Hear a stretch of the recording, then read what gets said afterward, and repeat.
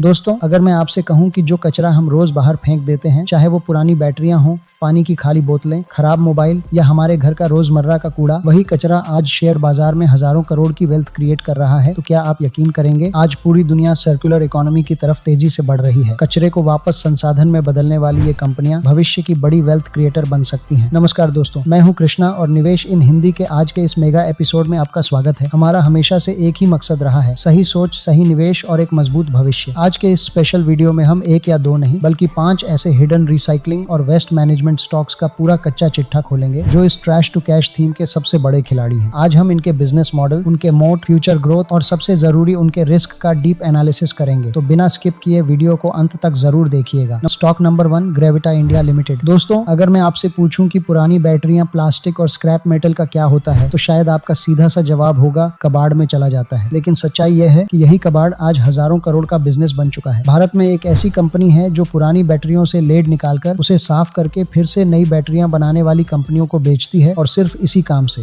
इस कंपनी ने एक विशाल साम्राज्य खड़ा कर लिया है। आज हम एक ऐसी ही दिलचस्प कंपनी का पूरा एनालिसिस करेंगे जिसका नाम है ग्रेविटा इंडिया लिमिटेड। आज के इस वीडियो में हम 4 अहम बातों पर चर्चा करेंगे। कंपनी का बिजनेस मॉडल क्या है, इसके फाइनेंशियल्स कितने मजबूत हैं, इसका मोट यानी सबसे बड़ी ताकत क्या है, और सबसे जरूरी निवेश से पहले कौन से रिस्क जानना जरूरी है। सबसे पहले जान लेते हैं कि कंपनी क्या करती है। ग्रेविटा इंडिया मुख्य रूप से एक रिसाइकलिंग कंपनी है। यह लेड, एल्यूमिनियम और प्लास्टिक जैसे मटेरियल को रिसाइकल करती है। 1992 में शुरू हुई यह कंपनी आज सिर्फ भारत में ही नहीं बल्कि एशिया, अफ्रीका और यूरोप में भी अपने ऑपरेशंस चला रही है। इनका सबसे बड़ा बिजनेस है लीड रिसाइकलिंग, यानी पुरानी लेड एसिड बैटरियों से लेड निकालना। आपको जानकर हैरानी होगी कि दुनिया की ज्यादातर गाड़ियों में जो बैटरियां लगती हैं वो लीड एसिड बैटरी ही होती हैं। जब ये खराब हो जाती हैं तो ग्रेविटा जैसी कंपनियां इन्हें खरीद कर इनमें से लेड निकालती हैं, उसे शुद्ध करती हैं और फिर से बैटरी बनाने वाली कंपनियों को बेच देती हैं। इसीलिए ग्रेविटा को बैटरी रिसाइकलिंग इकोनॉमी का बैकबोन कहा जाता है। FY 24 के डेटा के मुताबिक कंपनी का लगभग 88% रेवेन्यू लीड रिसाइकलिंग से, 8% एल्यूमिनियम से और बाकी प्लास्टिक आदि से आता है। चलिए अब समझ लेते हैं इसके बिजनेस मॉडल को, यानी कंपनी पैसे कैसे कमाती है। ग्रेविटा का बिजनेस मॉडल सर्कुलर इकोनॉमी पर आधारित है और यह 3 आसान स्टेप्स में काम करता है। पहला, स्क्रैप कलेक्शन। कंपनी पूरी दुनिया से पुरानी बैटरियां और स्क्रैप मेटल खरीदती है। दूसरा, रिसाइकलिंग प्रोसेस। इन स्क्रैप को अपनी फैक्ट्रियों में प्रोसेस करके company pure lead alloys, aluminium alloys और प्लास्टिक ग्रैन्यूल्स तैयार करती है। तीसरा, इंडस्ट्रियल सप्लाई। आखिर में यह तैयार मटेरियल बैटरी बनाने वाली कंपनियों, केबल कंपनियों और ऑटो कंपोनेंट कंपनियों को बेच दिया जाता है, यानी कचरे को वापस एक उपयोगी संसाधन में बदल दिया जाता है। चलिए अब बात करते हैं सबसे जरूरी हिस्से की, यानी फाइनेंशियल्स की। रेवेन्यू। FY 2025 में ग्रेविटा का रेवेन्यू लगभग 3900 करोड़ के आसपास रहा। Net profit. FY 2025 में कंपनी का नेट प्रॉफिट करीब 313 करोड़ था, जो कि पिछले साल के मुकाबले लगभग 29% ज्यादा है। अगर कुछ महत्वपूर्ण स्टॉक मैट्रिक्स की बात करें तो इसका मार्केट कैप 10,200 करोड़ से ज्यादा है, यानी एक स्मॉल कैप कंपनी है। PE रेशियो लगभग 27 से 28 के आसपास। रिटर्न ऑन इक्विटी लगभग 21%। ROCE लगभग 21%। ये सारे नंबर्स दिखाते हैं कि कंपनी की प्रॉफिटेबिलिटी और कैपिटल एफिशिएंसी दोनों बहुत मजबूत हैं। ग्रोथ स्ट्रेटजी एंड मोड, भविष्य की तैयारी और कंपनी की ताकत। ग्रेविटा सिर्फ लीड तक सीमित नहीं रहना चाहती। कंपनी तेजी से लिथियम आयन बैटरी रिसाइकलिंग,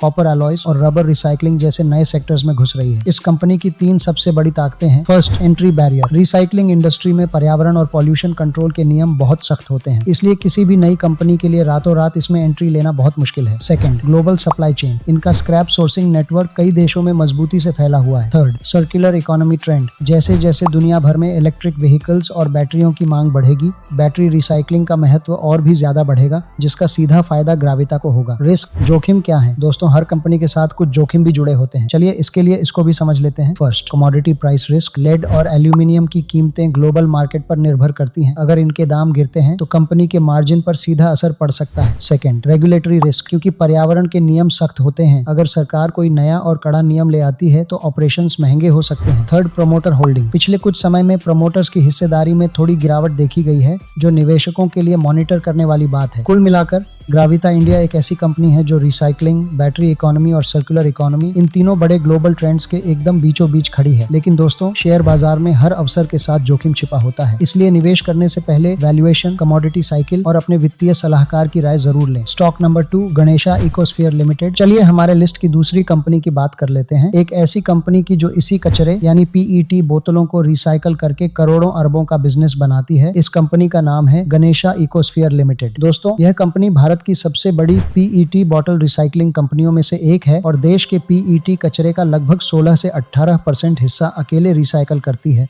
तो आज हम समझेंगे इस कंपनी का बिजनेस मॉडल, इसकी फाइनेंशियल रिपोर्ट, इसका कॉम्पिटिटिव मोड, फ्यूचर ग्रोथ और सबसे महत्वपूर्ण इसके रिस्क्स को। कंपनी क्या करती है, सबसे पहले समझते हैं कि गणेशा इकोस्फीयर आखिर करती क्या है। इनका मुख्य बिजनेस है प्लास्टिक पीईटी बॉटल्स को रिसाइकल करके पॉलिएस्टर प्रोडक्ट्स बनाना। ये कचरे से मुख्य रूप से ये 4 चीजें बनाती है। पहला, रिसाइकल्ड पॉलिएस्टर स्टेपल फाइबर यानी आरपीएसएफ। दूसरा, स्पन यार्न। तीसरा, डाई टेक्सचराइज्ड यार्न। और चौथा, आरपीईटी फ्लेक्स और चिप्स। अब आप सोचेंगे कि इनका इस्तेमाल कहाँ होता है। दोस्तों, ये कपड़े यानी गारमेंट्स, कारपेट, तकिए की फिलिंग, टेक्सटाइल और इंडस्ट्रियल फैब्रिक्स बनाने में काम आते हैं। मतलब सीधे शब्दों में कहें तो जो प्लास्टिक कचरा हमें एकदम बेकार लगता है, वही टेक्सटाइल इंडस्ट्री के लिए एक बहुत ही वैल्यूएबल रॉ मटेरियल बन जाता है। अगर इनके स्केल की बात करें तो यह कोई छोटी मोटी कंपनी नहीं है। ये हर साल 1.5 लाख टन से ज्यादा पीईटी वेस्ट रिसाइकल करते हैं। अब तक इन्होंने 8 अरब से ज्यादा बोतलें रिसाइकल कर ली हैं। उत्तर प्रदेश और अन्य जगहों पर इनके कई मैन्युफैक्चरिंग प्लांट्स हैं जो इन्हें भारत का सबसे बड़ा प्लास्टिक रिसाइकलिंग प्लेयर बनाते हैं। Financial report. अब आते हैं हर निवेशक के सबसे पसंदीदा हिस्से पर, यानी कंपनी के फाइनेंशियल्स पर। अगर हम FY 2025 के आंकड़े देखें, रेवेन्यू लगभग 1465 करोड़ रुपए, ऑपरेटिंग प्रॉफिट लगभग 210 करोड़, नेट प्रॉफिट लगभग 103 करोड़। यहाँ ध्यान देने वाली बात यह है कि FY 24 के मुकाबले इनके रेवेन्यू में करीब 30% की शानदार ग्रोथ देखने को मिली है और FY 25 में कंपनी ने पहली बार 200 करोड़ एबिटा और 100 करोड़ प्रॉफिट आफ्टर टैक्स का माइलस्टोन पार किया है। कंपनी का ROE लगभग 9% और ROCE 10 से 11% के आसपास है। सबसे अच्छी बात यह है कि इनका डेट टू इक्विटी रेशियो सिर्फ 0.3 है, यानी कंपनी पर कर्ज का ज्यादा बोझ नहीं है। लेकिन रुकिए, हाल ही के तिमाही नतीजों,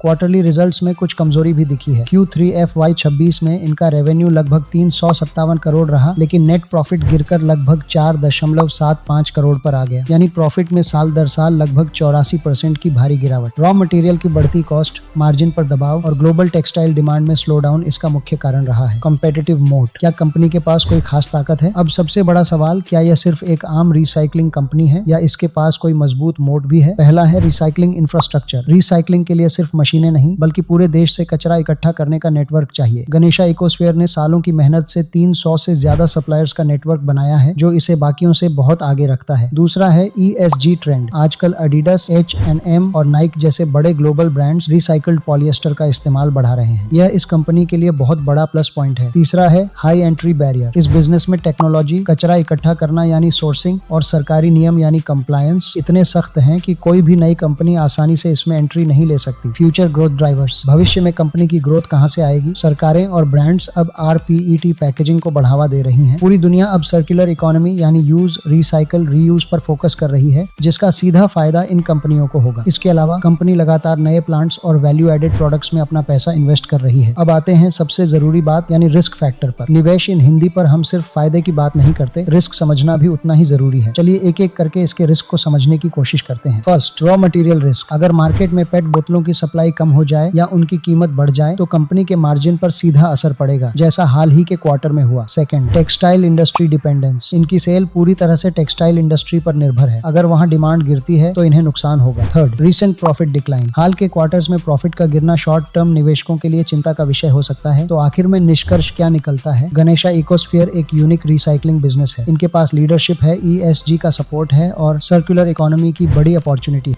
लेकिन मार्जिन का दबाव और प्रॉफिट में हालिया गिरावट इसे शॉर्ट टर्म में वोलेटाइल बना सकती है। 58 के PE रेशियो पर इसका वैल्यूएशन भी थोड़ा महंगा लग सकता है। इसलिए यह स्टॉक एक लॉन्ग टर्म थीम प्ले हो सकता है, लेकिन इसमें शॉर्ट टर्म रिस्क भी शामिल है। Stock number 3, Ecoreco limited. दोस्तों, क्या आपको पता है कि हर साल दुनिया में लगभग 50 मिलियन टन से ज्यादा ई-वेस्ट यानी इलेक्ट्रॉनिक कचरा पैदा होता है? हमारे पुराने मोबाइल, टूटे हुए लैपटॉप, टीवी और सर्वर। हमें लगता है कि ये सब कबाड़ हैं, लेकिन असलियत में ये कबाड़ नहीं है। इनके अंदर छुपा होता है सोना, चांदी, कॉपर और कई ऐसे कीमती मेटल्स जिनकी कीमत करोड़ों में है। भारत में आज कुछ ही ऐसी कंपनियां हैं जो इस इलेक्ट्रॉनिक गोल्ड माइन को रिसाइकल कर रही हैं। आगे हम बात करेंगे एक ऐसी ही शानदार कंपनी के बारे में जिसका नाम है इकोरेको लिमिटेड। यह एक ऐसी कंपनी है जो कचरे को सच में संपत्ति में बदलने का काम करती है। हम जानेंगे इकोरेको का बिजनेस मॉडल, इनका फाइनेंशियल परफॉर्मेंस, कंपनी का कॉम्पिटिटिव मोड और आखिर में क्या यह स्टॉक भविष्य का मल्टी बैगर बन सकता है। तो वीडियो को अंत तक जरूर देखिएगा। चलिए सबसे पहले समझते हैं कि इकोरेको आखिर है क्या। इकोरेको यानी इको रिसाइकलिंग लिमिटेड भारत की एक लीडिंग ई वेस्ट मैनेजमेंट कंपनी है। कंपनी का मुख्य काम सिर्फ कचरा उठाना नहीं है, बल्कि ये कई लेवल पर काम करते हैं। फर्स्ट, इलेक्ट्रॉनिक वेस्ट कलेक्शन यानी कचरा इकट्ठा करना। सेकंड, डेटा डिस्ट्रक्शन यानी पुराने डिवाइस से सुरक्षित तरीके से डेटा मिटाना। थर्ड, रिसाइकलिंग यानी इलेक्ट्रॉनिक उपकरणों को रिसाइकल करना। फोर्थ, एसेट रिकवरी यानी पुराने उपकरणों से कीमती मेटल्स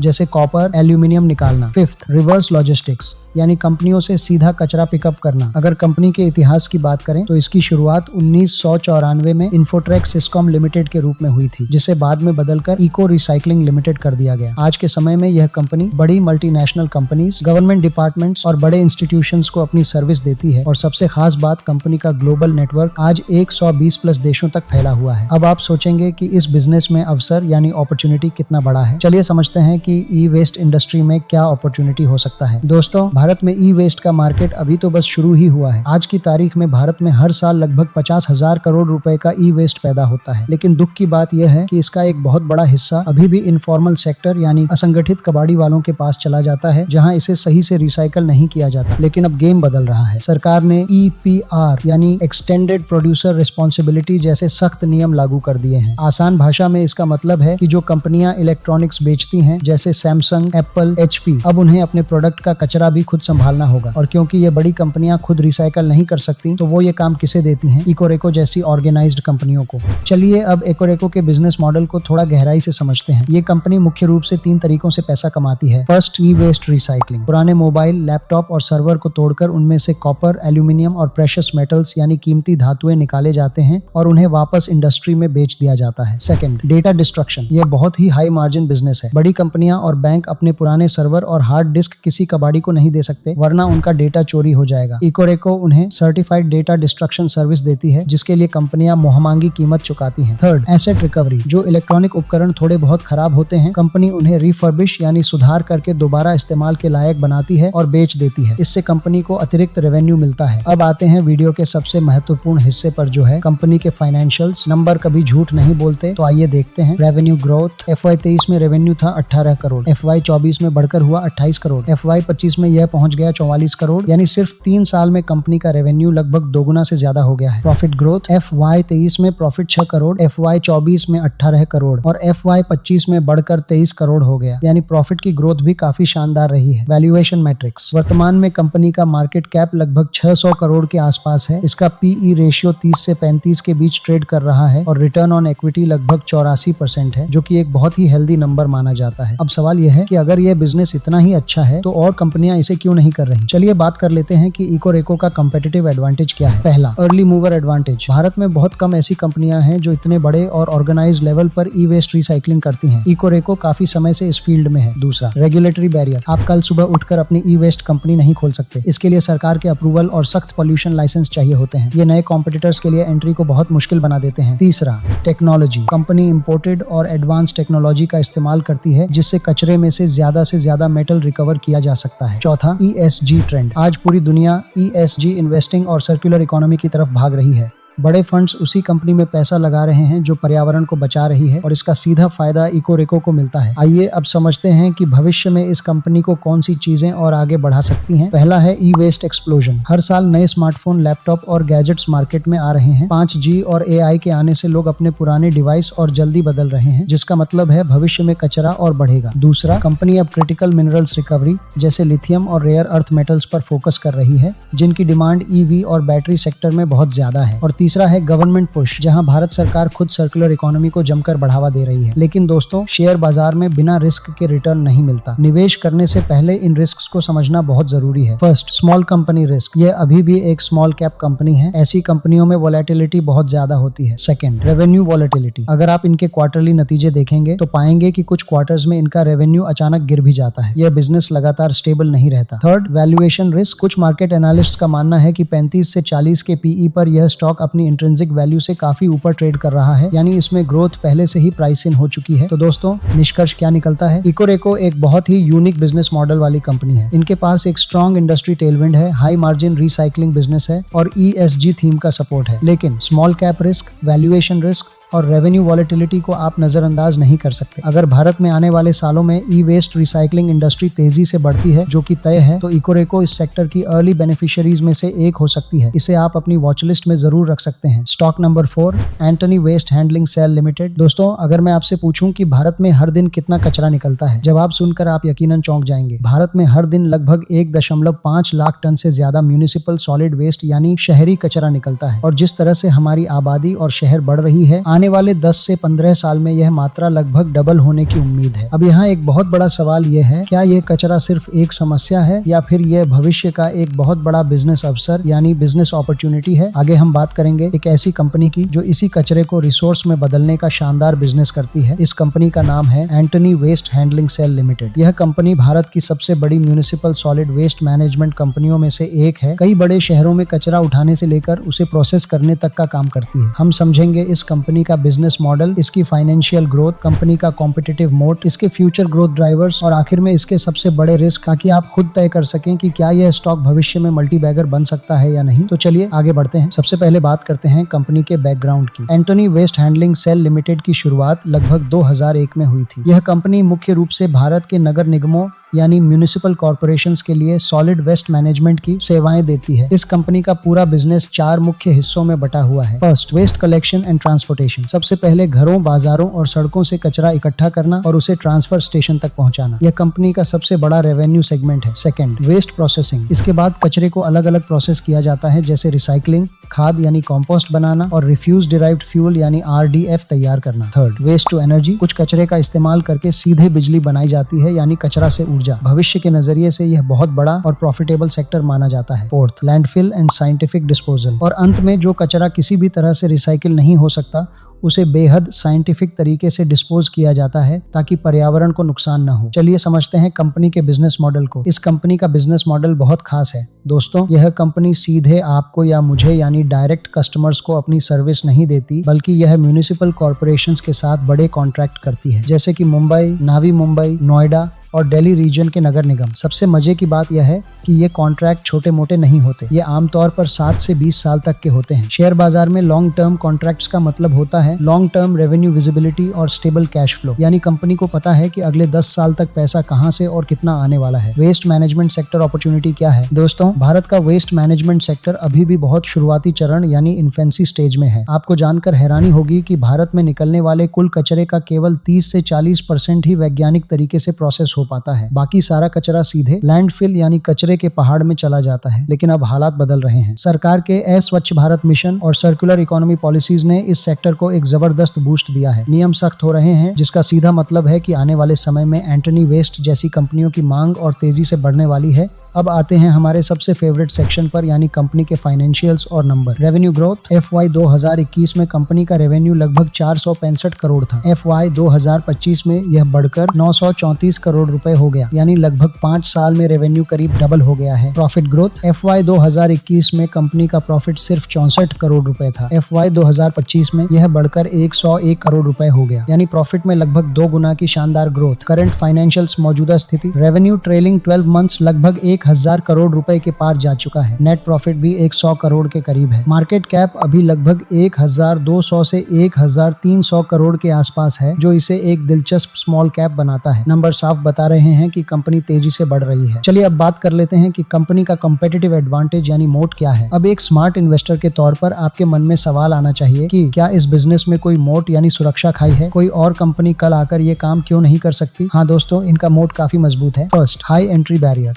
वेस्ट मैनेजमेंट का काम आसान नहीं है। इसके लिए करोड़ों की भारी मशीनरी, हजारों ट्रकों का लॉजिस्टिक्स और सबसे जरूरी सरकारी परमिशन और पॉल्यूशन क्लियरेंस चाहिए होती है। कोई भी नया खिलाड़ी रातों रात इस बिजनेस में नहीं आ सकता। Second, long term contracts. जैसा मैंने पहले बताया, इनके प्रोजेक्ट 10 से 20 साल के कॉन्ट्रैक्ट पर चलते हैं। इससे रेवेन्यू की पूरी विजिबिलिटी मिलती है। Third, integrated waste management. यह कंपनी सिर्फ कचरा उठाती नहीं है, बल्कि कलेक्शन से लेकर ट्रांसपोर्टेशन, प्रोसेसिंग और एनर्जी बनाने तक सारा काम खुद करती है। यह एंड टू एंड सर्विस इन्हें बाकियों से अलग बनाती है। भविष्य में कंपनी की ग्रोथ कहां से आएगी? पहला है नए शहरों में एक्सपेंशन। अभी कंपनी कुछ टियर 1 शहरों तक सीमित है, लेकिन अब ये टियर 2 शहरों के टेंडर्स में भी आक्रामक तरीके से हिस्सा ले रहे हैं। दूसरा है वेस्ट टू एनर्जी प्लांट्स। सरकार इस सेक्टर को सब्सिडी और सपोर्ट दे रही है और एंटनी वेस्ट इस हाई मार्जिन वाले काम में अपने ऑपरेशंस तेजी से बढ़ा रहा है। रिस्क्स, बाजार में हर सिक्के के दो पहलू होते हैं। अब बात करते हैं उन रिस्क की जिन्हें आपको निवेश से पहले जरूर जानना चाहिए। पहला, गवर्नमेंट डिपेंडेंस यानी क्लाइंट कॉन्सेंट्रेशन। इस कंपनी का सबसे बड़ा रिस्क यह है कि इनके 100% क्लाइंट्स सरकारी नगर निगम हैं।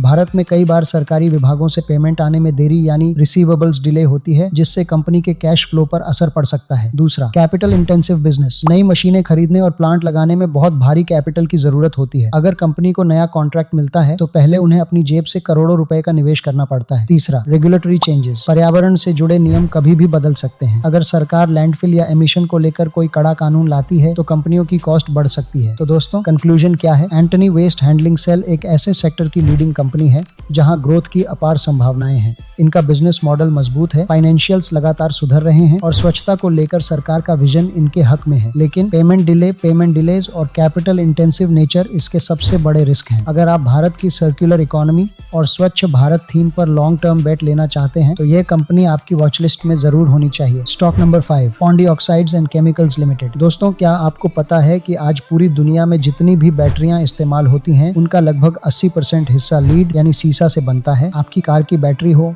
इन्वर्टर हो या सोलर पैनल का स्टोरेज, सब में लीड है। लेकिन क्या आपने कभी सोचा है कि जब ये लाखों करोड़ों बैटरियां पुरानी या खराब हो जाती हैं तो उनका क्या होता है? क्या उन्हें कचरे में फेंक दिया जाता है? बिल्कुल नहीं। इन्हें रिसाइकल करके फिर से नया लीड बनाया जाता है और यहीं से शुरू होता है शेयर बाजार का एक बेहद दिलचस्प और प्रॉफिटेबल बिजनेस यानी बैटरी रिसाइकलिंग इंडस्ट्री। हम बात करेंगे भारत की एक ऐसी ही दमदार कंपनी की जो पुरानी बैटरियों से लीड निकालकर फिर से इंडस्ट्री को सप्लाई करती है। इस कंपनी का नाम है POCL, Pondy oxides and chemicals limited. हम जानेंगे POCL का बिजनेस मॉडल, इनका एक्सपोर्ट नेटवर्क, हालिया फाइनेंशियल ग्रोथ, कंपनी का कॉम्पिटिटिव मोड और सबसे जरूरी इस बिजनेस के रिस्क, ताकि आप समझ सकें कि क्या यह स्टॉक सच में एक हिडन मल्टी बैगर बन सकता है। तो वीडियो को अंत तक जरूर देखिएगा। कंपनी का बिजनेस, सबसे पहले समझते हैं कि POCL आखिर करती क्या है। POCL की स्थापना 1995 में हुई थी और आज यह भारत की सबसे बड़ी सेकेंडरी लीड मैन्युफैक्चरर्स में से एक है। अब आप पूछेंगे कि यह सेकेंडरी लीड क्या होता है। आसान भाषा में समझें तो खदान यानी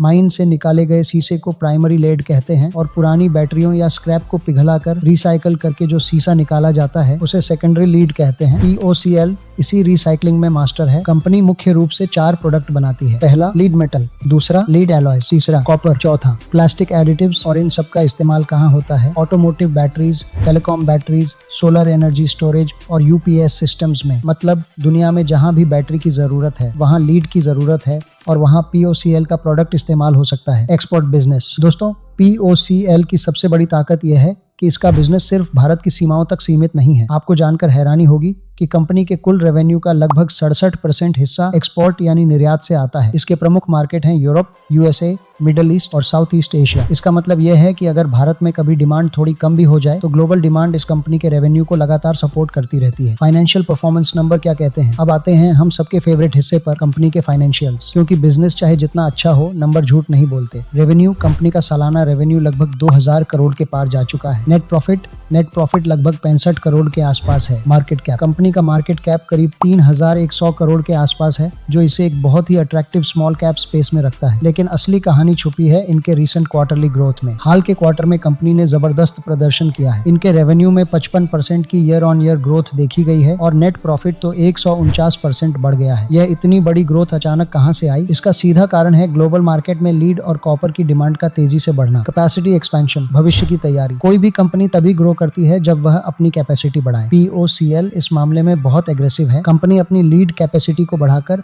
अब 2,04,000 मेट्रिक टन प्रति वर्ष कर चुकी है और सिर्फ लीड ही नहीं, ये कॉपर कैपेसिटी को भी 12,000 मेट्रिक टन तक बढ़ रहे हैं। यह सीधा संकेत है कि मैनेजमेंट को आने वाले समय में डिमांड बढ़ने का पूरा भरोसा है, जिससे भविष्य में रेवेन्यू और प्रॉफिट दोनों में उछाल आ सकता है। कॉम्पिटिटिव मोड, कंपनी की सबसे बड़ी ताकत। अब एक निवेशक के तौर पर आपको पूछना चाहिए, क्या कोई और कंपनी कल ये काम शुरू नहीं कर सकती? जवाब है नहीं। POCL के पास कुछ बहुत मजबूत मोड है। First, recycling business advantage, high entry barrier. Battery recycling का बिजनेस शुरू करना बच्चों का खेल नहीं है। इसमें बहुत सख्त पोल्यूशन रेगुलेशन, हाईटेक मशीनरी और रॉ मटेरियल सोर्स करने का नेटवर्क चाहिए होता है। हर कोई आसानी से इस बिजनेस में नहीं आ सकता। Second, strong export network. सालों की मेहनत से कंपनी ने इंटरनेशनल बायर्स का जो नेटवर्क बनाया है उसे कोई नई कंपनी रातों रात रिप्लेस नहीं कर सकती। Third, growing battery demand. पूरी दुनिया इलेक्ट्रिक व्हीकल, सोलर स्टोरेज और टेलीकॉम 5G की तरफ भाग रही है। इन सब में बैटरी चाहिए और बैटरी के लिए लीड चाहिए। इसका सीधा फायदा इस पूरी इंडस्ट्री को मिलेगा। रिस्क, सावधानी जरूरी है दोस्तों, शेयर बाजार में बिना रिस्क के रिटर्न नहीं बनता। निवेश करने से पहले इन जोखिमों को समझना बहुत जरूरी है। पहला, कमोडिटी प्राइस रिस्क। लीड और कॉपर कमोडिटीज हैं, इनकी कीमतें ग्लोबल मार्केट के हिसाब से ऊपर नीचे होती रहती हैं। अगर कल को ग्लोबल मार्केट में लीड की कीमत गिरती है तो कंपनी के मार्जिन पर सीधा और नेगेटिव असर पड़ेगा। दूसरा, एनवायरमेंटल रेगुलेशंस। यह एक पोल्यूशन सेंसिटिव इंडस्ट्री है। अगर सरकार कल को प्रदूषण को लेकर कोई बहुत सख्त नियम ले आती है तो कंपनियों के लिए अपने प्लांट्स को एक्सपेंड करना या चलाना मुश्किल और महंगा हो सकता है। तीसरा, low margin. Recycling business volume का खेल है, मार्जिन का नहीं। इस बिजनेस में मार्जिन बहुत ज्यादा नहीं होते। कई बार कंपनी का ऑपरेटिंग मार्जिन सिर्फ 5 से 7% के आसपास ही रहता है। तो भविष्य में इस स्टॉक के लिए बड़े ट्रिगर्स क्या होंगे? ईवी बैटरी की लगातार बढ़ती डिमांड, सोलर एनर्जी स्टोरेज के बड़े प्रोजेक्ट्स और कंपनी का खुद का कैपेसिटी एक्सपेंशन। POCL एक शानदार रिसाइकलिंग बेस्ड मेटल कंपनी है जो बैटरी स्क्रैप से लीड बनाती है, ग्लोबल मार्केट्स में एक्सपोर्ट करती है और तेजी से अपनी कैपेसिटी बढ़ रही है। अगर भविष्य में EV और बैटरी स्टोरेज का मार्केट ऐसे ही ग्रो करता रहा तो POCL जैसी अर्ली मूवर कंपनियों को इसका बहुत बड़ा फायदा मिल सकता है। लेकिन याद रखें, किसी भी स्टॉक में निवेश करने से पहले खुद उस कंपनी के फाइनेंशियल्स, वैल्यूएशन और रिस्क को जरूर एनालाइज करें। तो दोस्तों,